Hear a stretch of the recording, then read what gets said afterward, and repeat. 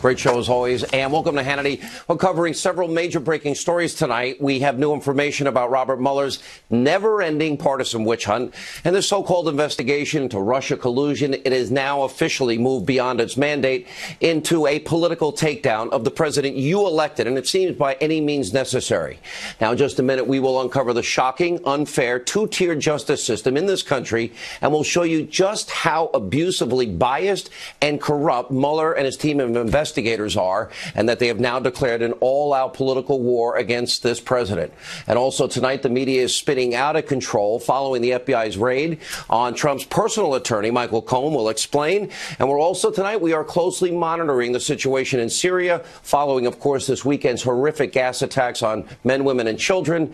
Now, this could prompt a U.S. retaliation against President Assad and his dictatorial regime at any moment. But first, we start with a very important opening news monologue.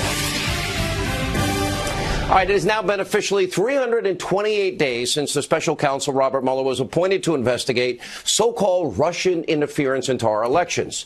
All right, tonight we're still asking the question, where is any evidence of collusion? Show us. Nothing so far, not a whiff, nothing, no evidence. Now, instead of concrete facts, information surrounding Russia's illicit actions, we now have in this country what is a runaway investigation. It's spinning out of control. It's led by Mueller and his merry band of Trump-hating deep state sycophants. That's just a fact. Now, we have gone from the prosecution of Paul Manafort over years-old payments from Ukraine, not Russia, to now an investigation into alleged affairs between Trump and a porn star named Stormy Daniels. You can't make this up. And now today we're learning from reports that FBI agents during the Cohen raid, they're actually looking for information about payments made to a former Playboy playmate, Karen McDougal.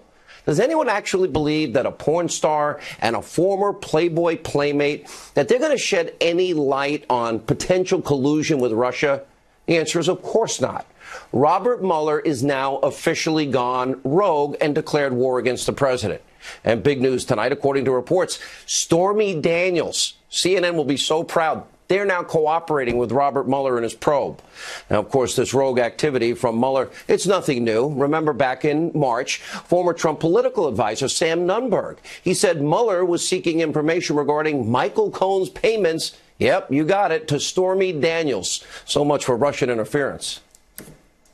Did Mueller's folks ask anything that related to these issues around payments to people or women?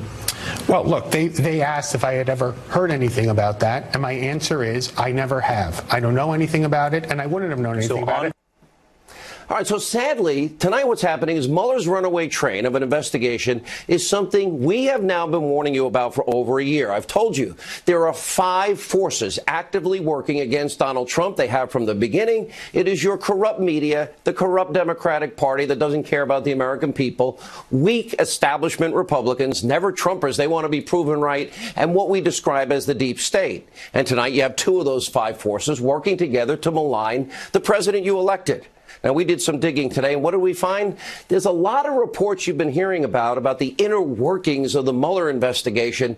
They include a lot of anonymous sources. In fact, some of these reports are totally based on anonymous sourcing. So who are all these anonymous people feeding all this information to their friends in the liberal media? Now, could it be that Mueller's team is actually coordinating with the liberal media, these outlets, to turn public opinion against President Trump? That helps their case.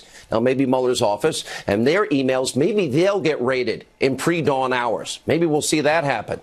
Now, clearly, the corrupt media and Mueller, knowing there's no collusion, there's no evidence of collusion. If they had it, we would know it by now. They're hoping that President Trump actually fires Mueller.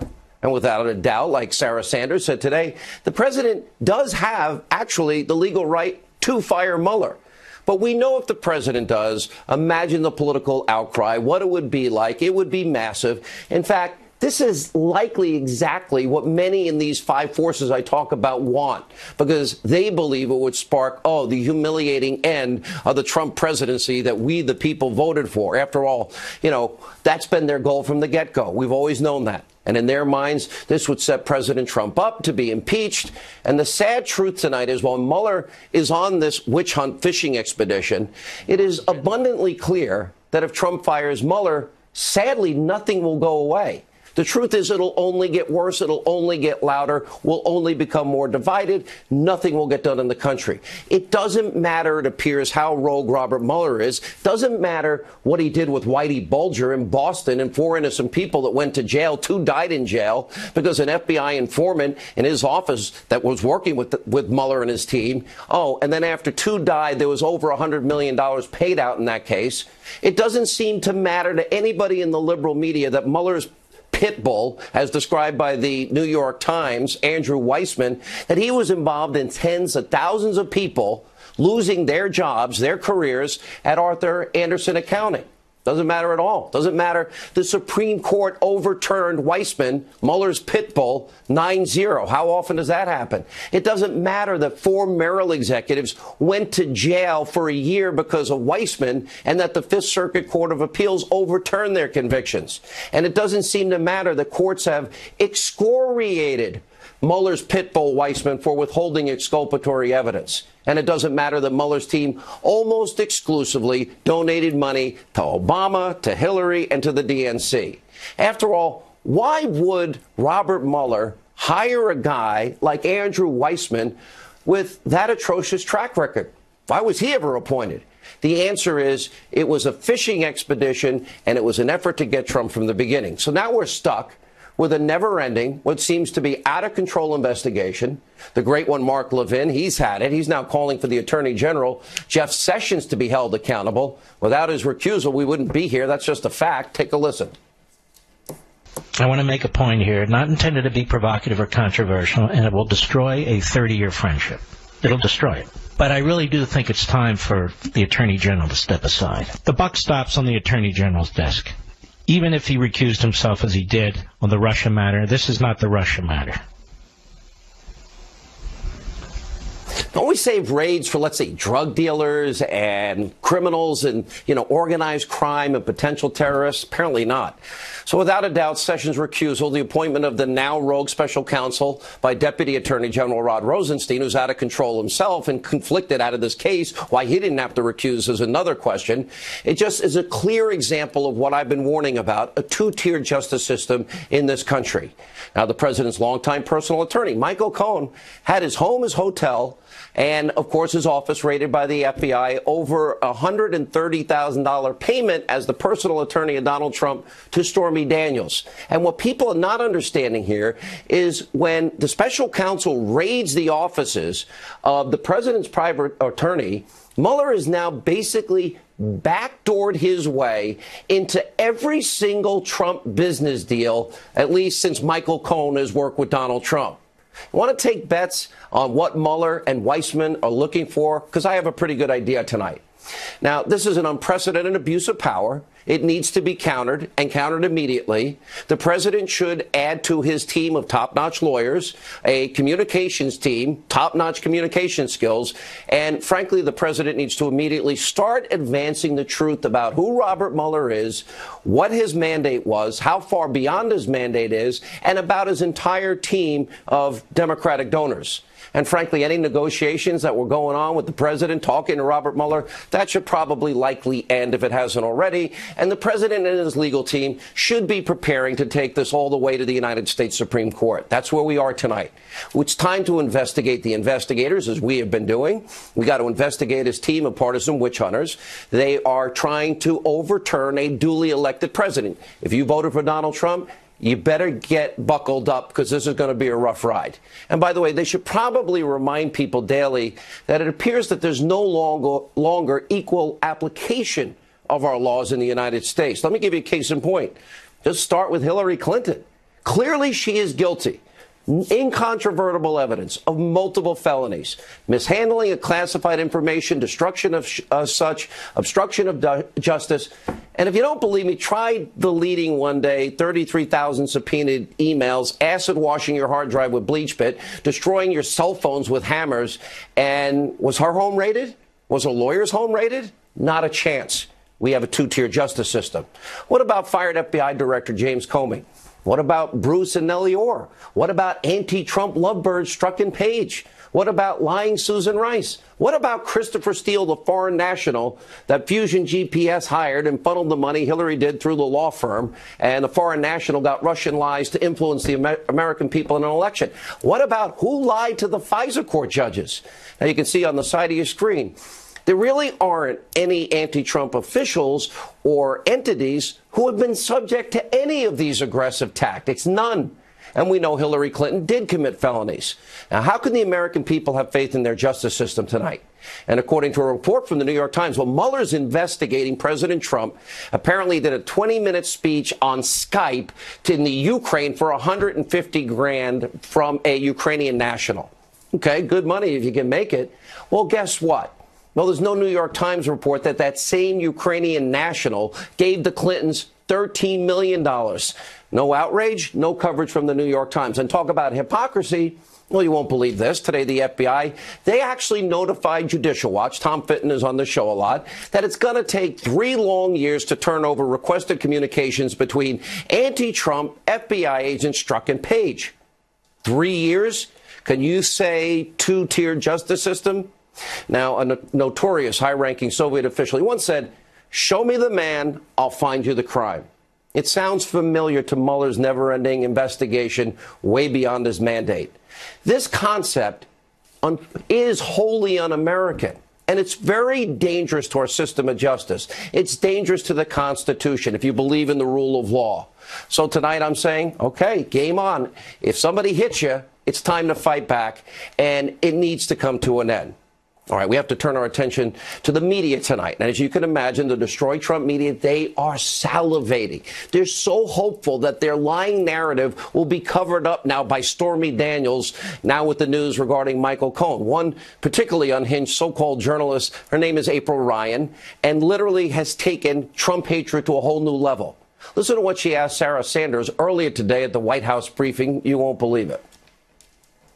With all of this turmoil, particularly this last week, has the president at any time thought about stepping down before or now? No, and I think that's an absolutely ridiculous question. It's not ridiculous. I gave you 2 questions, April. We're moving on. Jordan, go ahead. It's not ridiculous.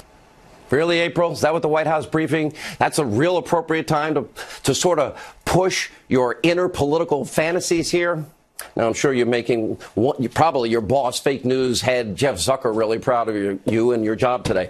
Now, we're going to bring you more outrageous examples of the media's hysteria later in the show. But first, we are tonight monitoring this situation that's going on and ongoing in Syria, as the president now is expected to respond with force to the recent gas attacks that we know took place there. We've seen the images. Now, make no mistake, President Trump is a man of his word. And is the United States supposed to stand by and watch Assad using chemical weapons on men, women, and children? Should that go unanswered? Now, sadly, the same could not be said for President Obama when he was on the world stage. Remember, he drew a line in the sand. You might have forgotten because he did nothing.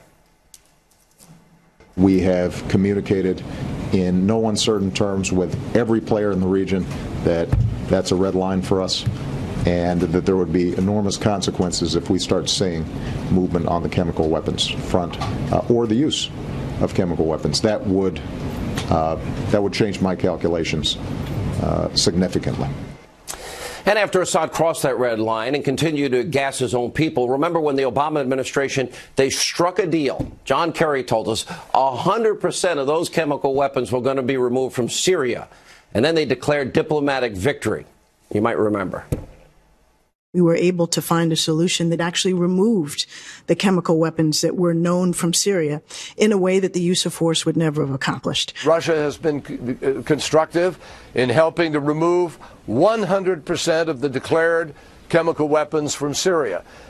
In fact, that was an agreement we made months ago, and it never faltered, even during these moments of conflict. People may criticize us for not having launched missiles against Assad after chemical weapons had been used, but keep in mind why we didn't.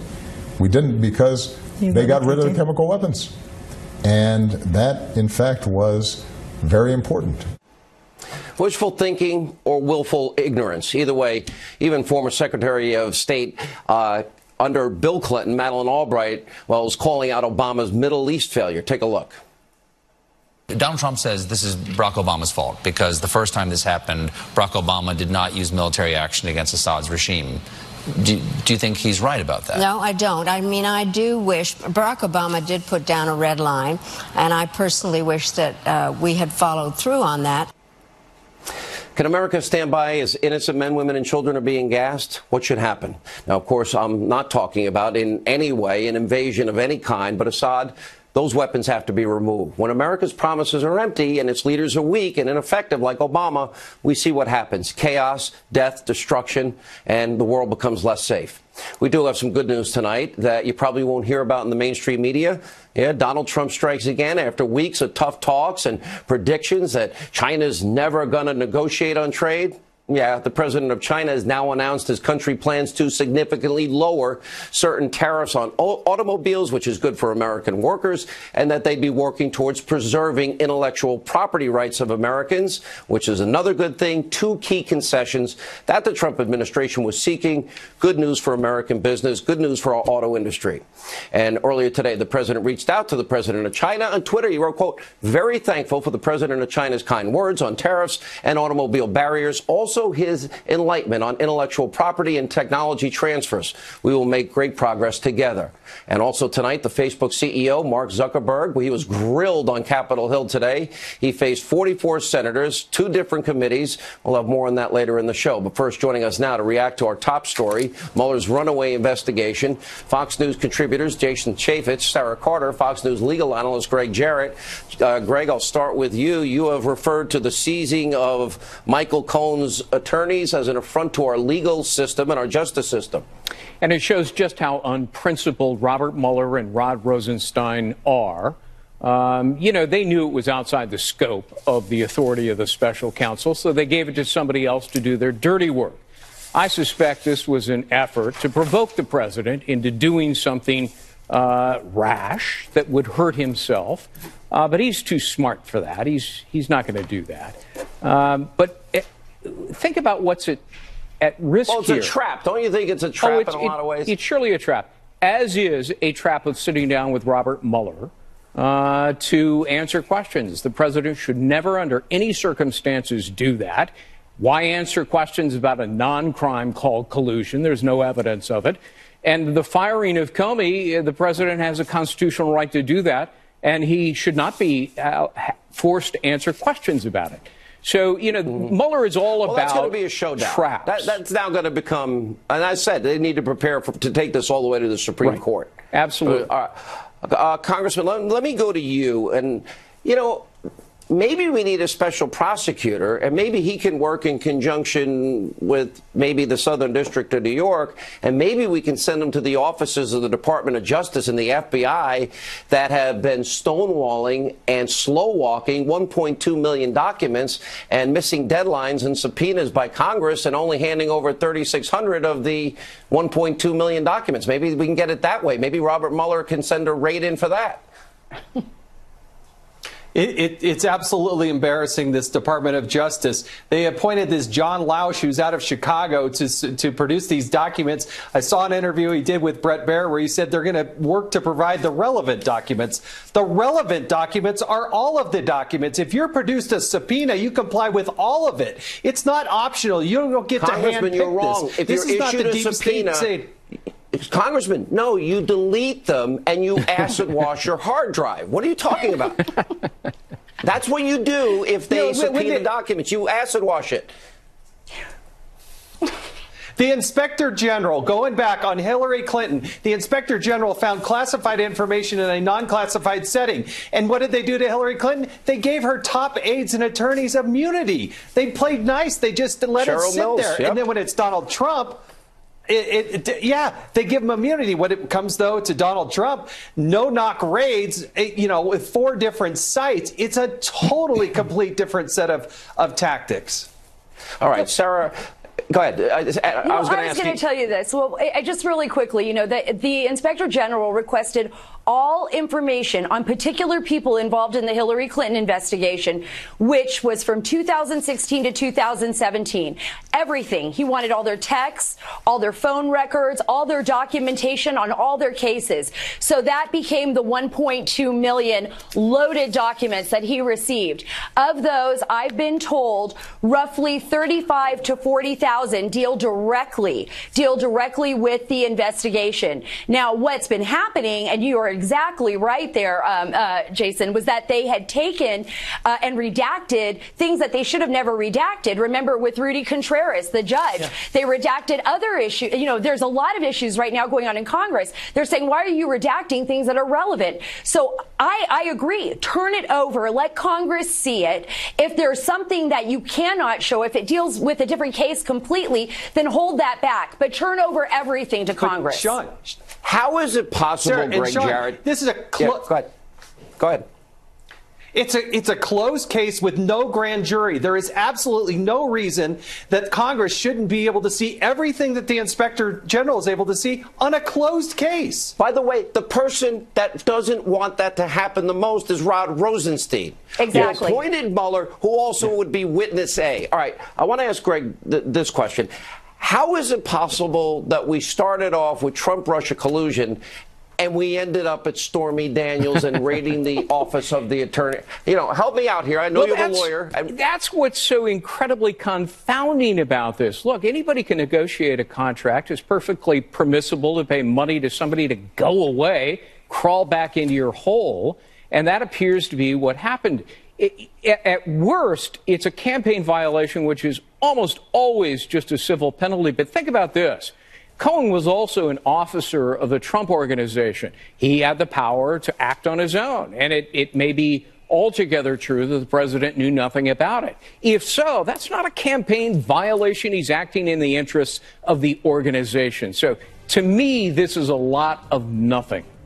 All right. Thank you all for being with us. We have so much ground to cover. When we come back, Rush Limbaugh's take on the idea of President Trump firing Robert Mueller. What does he think about that? Also, professor, legal attorney Alan Dershowitz, who met with the president, joins us next.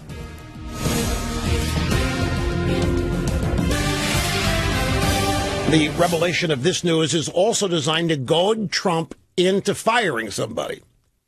Firing Mueller was what they actually, I think, are seeking. They want Trump to do something after which they can go get him because they haven't found anything yet to get him. That was Rush Limbaugh making a great point earlier today, saying the breathless hysteria media coverage of the Cohen FBI raid, that's all designed to provoke the president to fire Mueller. Here with reaction, the author of the bestseller Trumped Up, How the Criminalization of Political Differences Endangers Democracy, Harvard law professor Alan Dershowitz is with us. So I read reports that you were at the White House today with the president. Can you share any details? Well, it was a prearranged, pre-scheduled meeting with White House staffers regarding the ongoing peace process in the Middle East.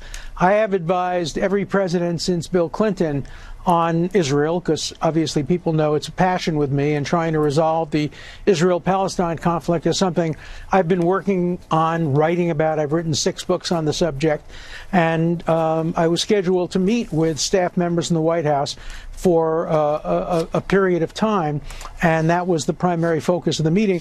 It was very nice. Then I was invited to have dinner with the president and a few other people, and we discussed the Middle East and a range of subjects, right? Well, it's a subject we also agree on, by the way, and we have for many, many years. And we made a lot of progress, by the way, with this president doing things that no other president has done, which you got to give him so much credit for. Absolutely. We got a lot of commentary on your appearance last night, and you've even taken it a step further, that this raid of the president's private attorney in his office, in his home, and as he was staying in a hotel, I guess because of construction, that you say violated constitutional rights, Professor. Well, you can't just go and sweep up all lawyer-client privileged information and then give it over to some FBI agent or a low-ranking U.S. attorney and say, well, go through it. And the stuff that isn't privileged, turn over to the prosecutors. The stuff that is privileged, well, you can read it and you can study it, but you can't give it to prosecutors. The Fourth and Sixth Amendment don't just protect against use of evidence in a criminal trial. They protect privacy. Imagine if instead of going into lawyer-client privilege, they tape recorded a person's confession to his priest or rabbi, or went into somebody's home and recorded conversations with his wife, or conversations between a doctor and a patient. The lawyer-client privilege is as sacrosanct as that, and there has to be a very, very good reason before any prosecutor should have a right to look at any such material. You said that where are America's civil libertarians on this? Because it is such a violation. I want to ask you this question because I think this is important. Do you? I thought Rush. I'll use his word. I thought it was right on target that what we see the prosecutor doing here is because there's no evidence of collusion. They seem to be trying to goad the president. He does have the right to fire Mueller. That's established. But it seems like they want to precipitate some type of crisis because they found no Russia collusion.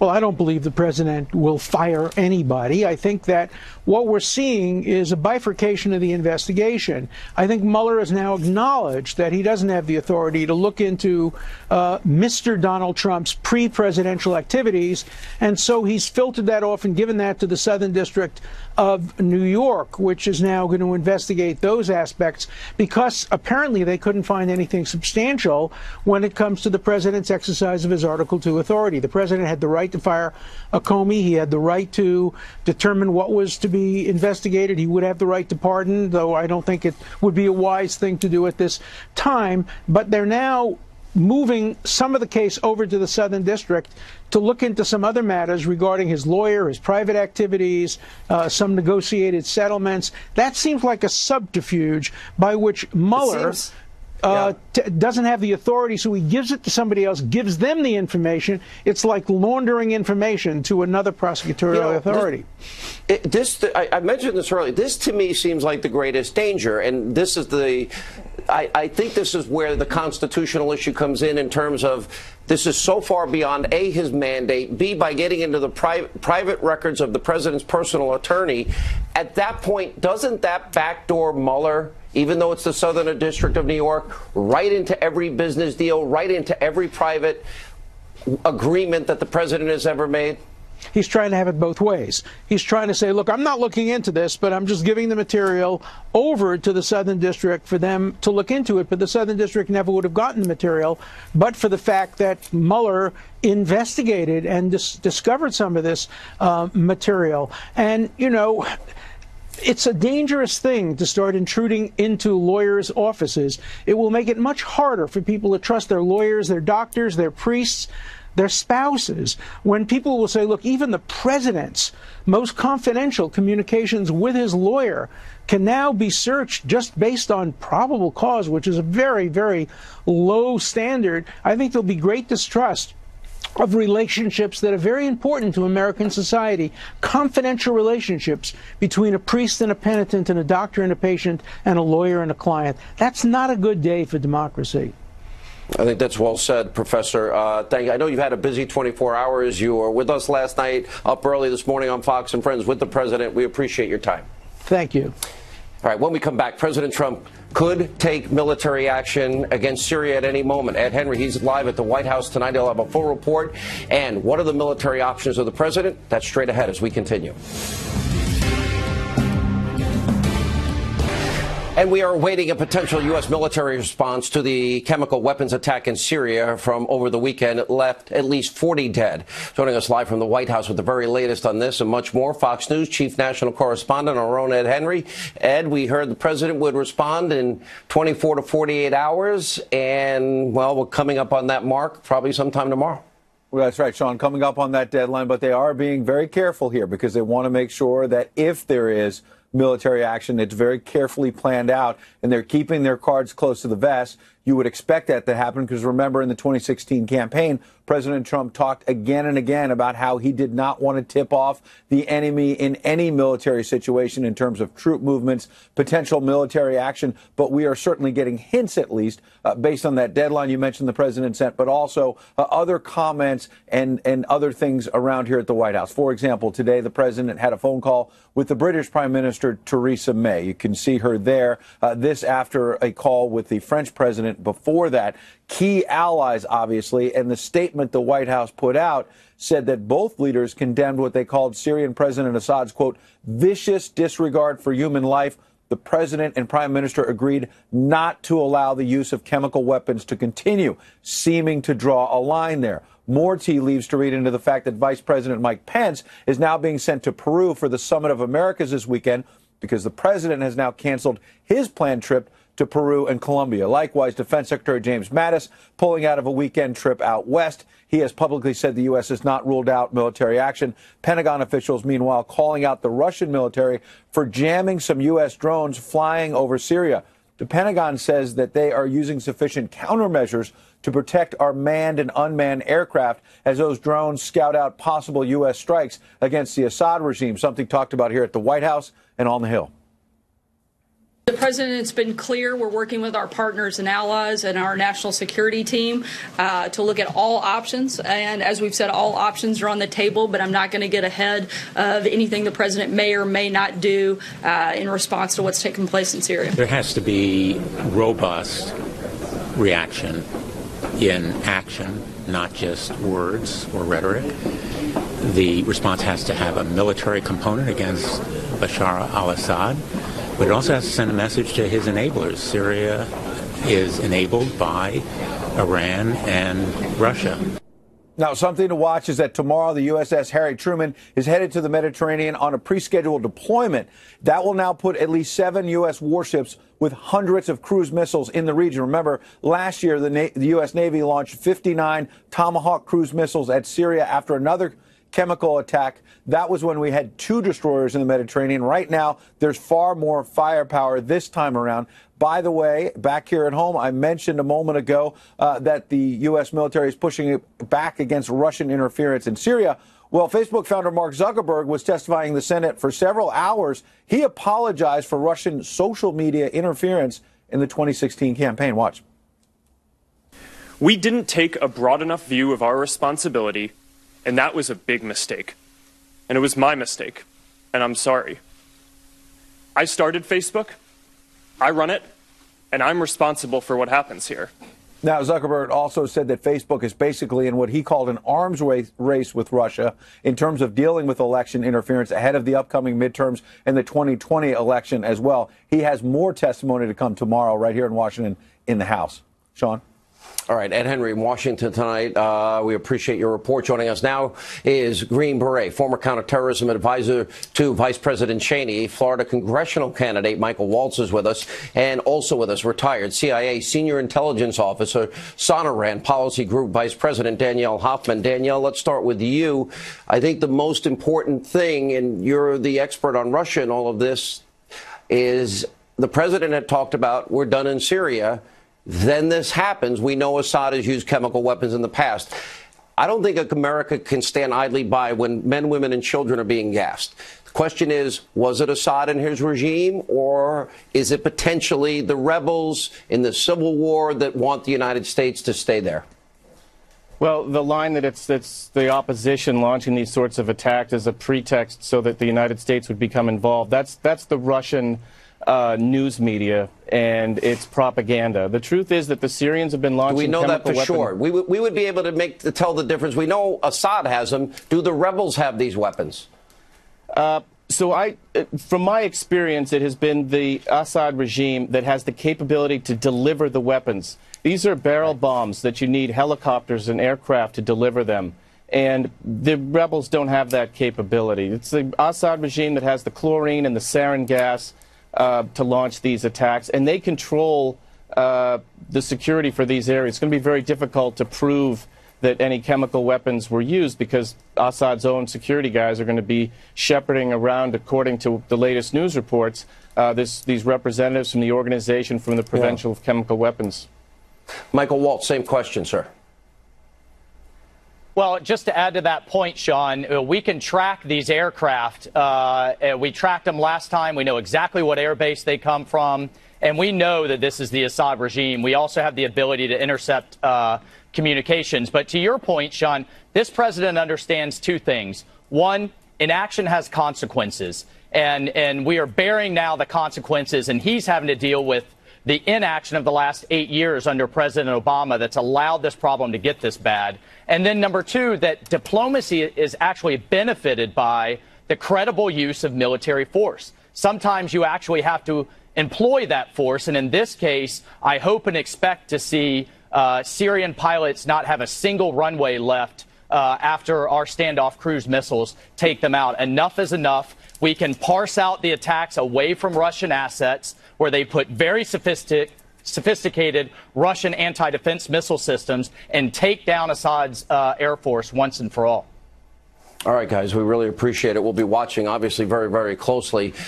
Still a busy news night tonight. When we come back, the media completely unhinged over the Michael Cohen raid. They're not listening to Alan Dershowitz and others. You won't believe the ridiculous, absurd conspiracy theories they're peddling now. We've got the details. That's straight ahead. Detroit Trump media has become totally unhinged over the raid over President Trump's personal attorney, Michael Cohen, with some of them going so far as to question if Donald Trump can take action in Syria as a distraction, like the movie Wag the Dog, even though he had announced it before the raid. Take a look. The news simply does not come much bigger than this. With President Trump weighing military action against Syria, the FBI takes action against his personal attorney, and President Trump lashes out big time. I was at Barry Levinson last week. I've been reminded, he's the director of that film, where a president in fiction decided to start a little war to cover up for a hanky-panky. I remember Reagan a lot of people thought he started that little action down in Grenada to cover up for Beirut and loss of the Marine lives there. Right. It isn't so far-fetched. We have a temperamentally unfit man who is now having to make decisions on what may be a decision that not only impacts the future of Syria, but the entire region. The seriousness of the situation within the White House is interesting at this time. If he wants to do a wag the dog in Syria, let us be careful with the timing of this. He had announced the threat of a potential reaction within 48 hours before that had happened. Joining us now with reaction, NRA TV contributor and former Secret Service agent Dan Bongino, as well as the co-host of the Steele and Unger show, Sirius XM, POTUS. Rick Unger is with us. Obama, Drew, your friend Obama, the one you love so much, Rick. Good to see you again. Good to see you. You've been a stranger. You've abandoned our program for whatever reason. I'm back. No, you totally abandoned us. I heard Bongino was here, so I had to come back. Oh, yeah, of course. You come for Bongino. Yeah. But here's the point. Obama drew a red line in the sand, did nothing, and it's only emboldened Assad. Kerry announced to the world he's gotten rid of 100% of his chemical weapon arsenal. Not true. No, absolutely not true. The red line resolution was supposed to involve the UN and Russia getting those weapons out of there. Clearly, that did not happen. You're right about Kerry. I can't argue with you. And even what President Trump did, which I supported, I will tell you, this last time around. Did you get therapy since you've been here last? Did you go get help? Let me get to the end. What has happened to you? Well, I just tell the truth. You should know that by now. Even what he did not apparently go far enough. I actually support the president doing something in Syria. We cannot sit by and let Assad do what he did to those poor people in that suburb outside of Damascus. However, all of that is not going to stop media, liberal or otherwise, from seeing a wag the dog scenario. I have a suggestion for the president. The Congress, the Senate, is looking at a new bill that they're going to introduce on Thursday to reset up the war powers. It's a Republican-sponsored bill. If I were the president, if I were the president in this situation, I would discuss this with the Congress. Let me go to bad idea. He's the commander-in-chief, Dan And Congress has the power, according to the Constitution, to wage war. They do, but every president, no president has listened to the War Powers Act. Dan. They should. You're right. Sean, the media, you have to understand, and I know you get this, but the audience needs to understand this as well. The media understands and sees everything with regard to their disdain for Trump through the Russian collusion lens. Everything. They've been gaslighting themselves, where they tell a lie over and over confidently, and they isolate themselves from the truth. So what they see here is they see this as a wag the dog effort, despite the obvious fact that Trump has been very harsh on the Russians. You know, he wiped out a bunch of Russian mercenaries over in Syria. He's been basically trying to bankrupt their natural gas market. He just sanctioned 7 Russian oligarchs with direct contact with Putin, Deripaska and Viktor Vekselberg included. I mean, they're just losing their minds, and their disdain for Trump is coloring them to the reality right in front of them. And it's really embarrassing them, not us. Are you going to defend your liberal friends in the media, Rick, even though you're beginning to see the light a little bit? You cannot blame them, Sean. It's unrealistic to think that they're not going to notice the possibilities here. This is why... Didn't Trump announce 24 to 48 hours before we heard about the raid on Michael Cohen's office? Yeah, but see, that's what's... Yes, he did. But look at the what he announced the week before that. The week before that, the president says, I'm getting out of Syria. Then a couple of days after that, it's, well, but maybe not so soon. And now he's going to send 24 to 48 hours before we ever heard that Michael Cohen... By the way, I wish we'd raid the DOJ and the FBI and grab their computers. Dan Bongino. Rick, you got the timeline all messed up. You just acknowledged it. What? He said, yes, we may be getting out of Syria. Then the gas attack happened. And then the Cohen raid. It's Rick, listen, I know you're a smart guy. First the warning, then the Cohen raid. You've got the whole thing. Yeah, you've got the whole thing mixed up, Rick. I mean, think so. That's what I just said. He did say that before the gas attack. People like me were going, why are you getting out so soon? And why are you announcing it when you're the one who hates when everybody announces it? Time out. But it's serious question Sean just asked. I'd like the answer to that. Then how come just call out the media and say, all right, guys, this is obviously not a wag the dog scenario, because the timeline does not marry up to that. It makes literally no sense. I think it's unrealistic to expect that media is not going to see the possibilities here. I want them to do something. If it's the right thing. It's irrational. Both of you. Rick Unger, kind of welcome back. You're almost there. We need a little more time away. When we come back, Senator Ted Cruz absolutely grills Mark Zuckerberg over allegations of conservative censorship on Facebook. We'll play you the exchange. That's our video of the day. All right, so earlier today, Texas Senator Ted Cruz, he absolutely grilled Facebook founder, CEO Mark Zuckerberg over what appears to be the suppression of freedom of speech on his site. Let's take a look. There are a great many Americans who I think are deeply concerned that Facebook and other tech companies are engaged in a pervasive pattern of bias and political censorship. There have been numerous instances with Facebook. In May of 2016, Gizmodo reported that Facebook had purposely and routinely suppressed conservative stories from trending news, including stories about CPAC, including stories about Mitt Romney, including stories about the Lois Lerner IRS scandal, including stories about Glenn Beck. In addition to that, Facebook has initially shut down the Chick-fil-A Appreciation Day page, has blocked a post of a Fox News reporter, has blocked over 24 Catholic pages, and most recently blocked Trump supporters Diamond and Silk's page with 1.2 million Facebook followers after determining their content and brand were, quote, unsafe to the community. To a great many Americans, that appears to be a pervasive pattern of political bias. Do you agree with that assessment? Senator, let me say a few things about this. First, I understand where that concern is coming from, because Facebook and the tech industry are located in Silicon Valley, which is an extremely left-leaning place. And this is actually a concern that I have and that I try to root out in the company, is making sure that we don't have any bias in the work that we do. Diamond and Silk? Unsafe to the community? This is ridiculous. All right, we'll have more on this and so much more tomorrow. Stay with the Fox News channel, continuing coverage. We're watching the events unfolding in Syria, and, of course, those of the deep state. Remember, this show will always be fair and balanced. You can always get to us on Twitter at Sean Hannity and Facebook and every other social media. Let not your heart be troubled, because Laura Ingraham is